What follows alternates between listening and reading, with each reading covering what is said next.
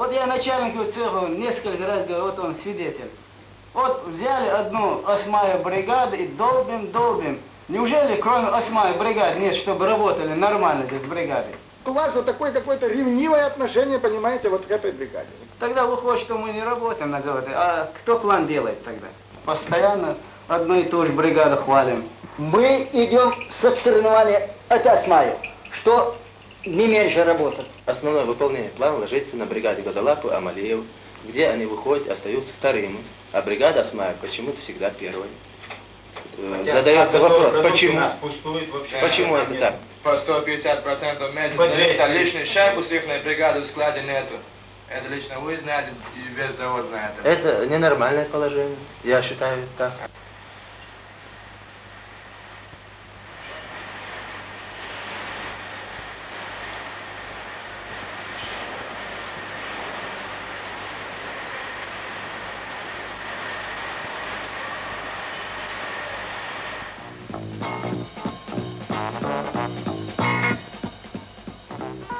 Во-первых, ты порток цеха. Порток цеха. Хорошо. Устраивает.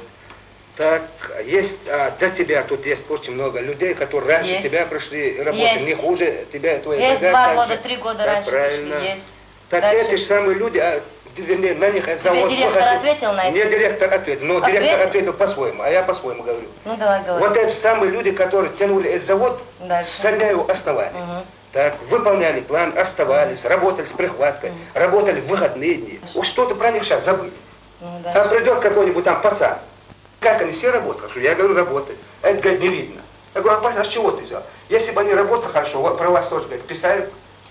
Вот, говорит, у вас какая-то осьмая, говорит, только одна бригада, что ли? Да. Вот видишь?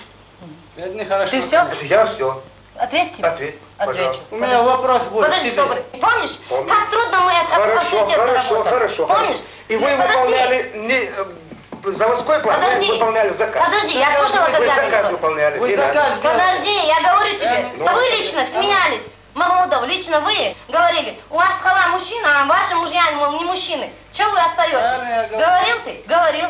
Упрекал. Во всем старался против меня настроить, но у них это не получилось. И у вас не получилось. Вы, наверное, завидуете, что мы вот сплоченная одна бригада. Любой станочник сборщик скажет, она не права. Потом у вас разногласия бывают, прогулы бывают, вот это бывает. И вы всегда... Им нужно было 10 лет назад спохватиться, когда мы бригаду создали. И на единый наряд начали работать. Они тогда предпочли на сдельщине остаться. То есть каждый за себя. А над нами посмеивались. Мол, давайте, бабы, все равно ничего у вас не выйдет. А у нас вышло. Не сразу, но вышло. Со временем стали расти производительность, заработки, премии, ну и награды, конечно. А у них обиды.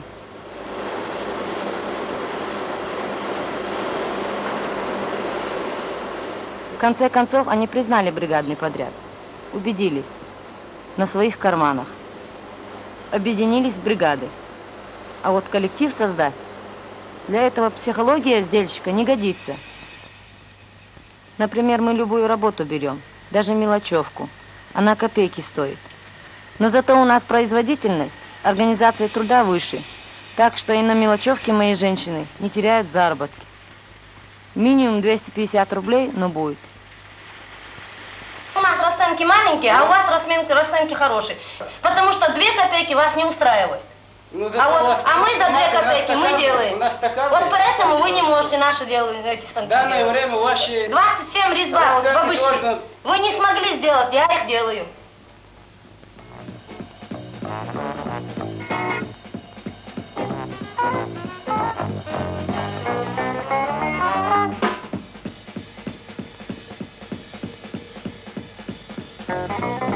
Хоть они будут ночевать здесь, с их трудовой дисциплиной они не догонят. Потому что у них каждый работает для себя.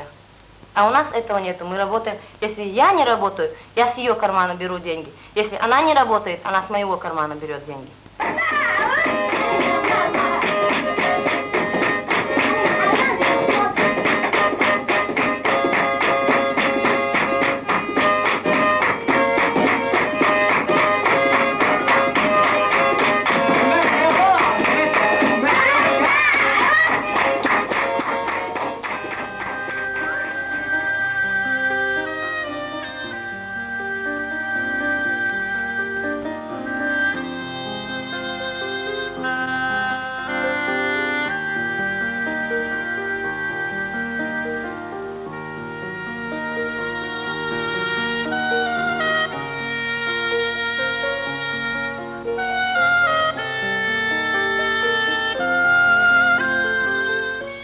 Вот у меня сын в армии служит.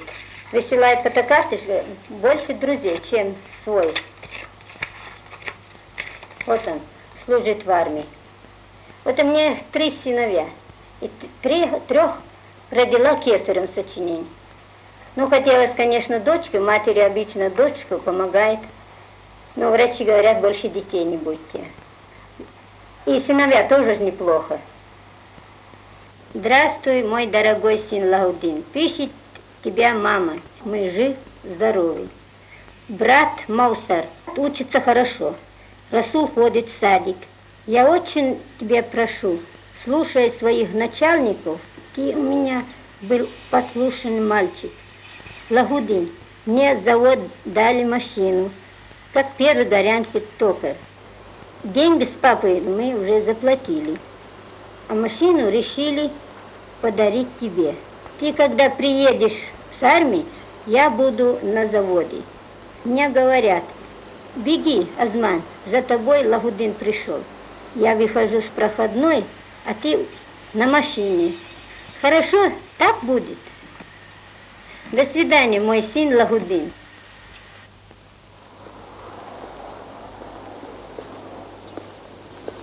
Мы только вот двое живем, без отца. Ему года не было, когда отец умер. Я его никогда не ласкала, даже когда он был маленьким. Хоть душа и хотела этого, но все равно я виду не давала. Когда мне хоть больно было за него, я лучше выйду, поплачу, чтобы он не видел. И успокаивала я себя тем, что я с ним должна строгой быть.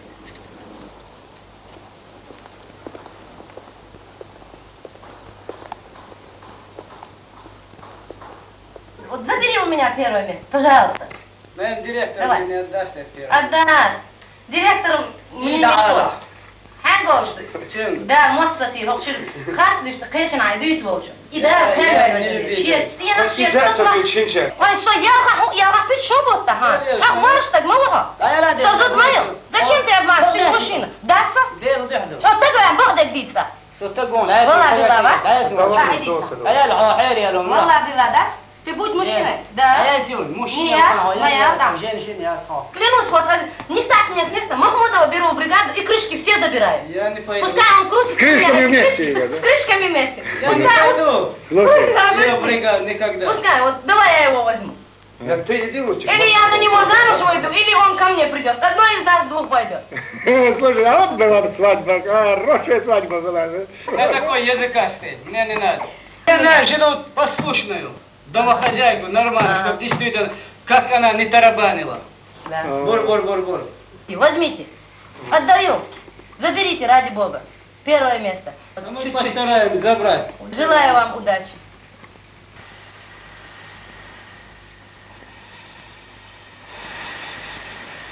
Каждый из них хорошие токаря. Может, получше любой из нас. А вот вместе никак. Каждый на себя одеяло тянет. Поймут, никуда не денутся. Тогда и посмотрим. А бригадный подряд объединяет не только на 8 рабочих часов 5 раз в неделю. Это самое главное, я так думаю.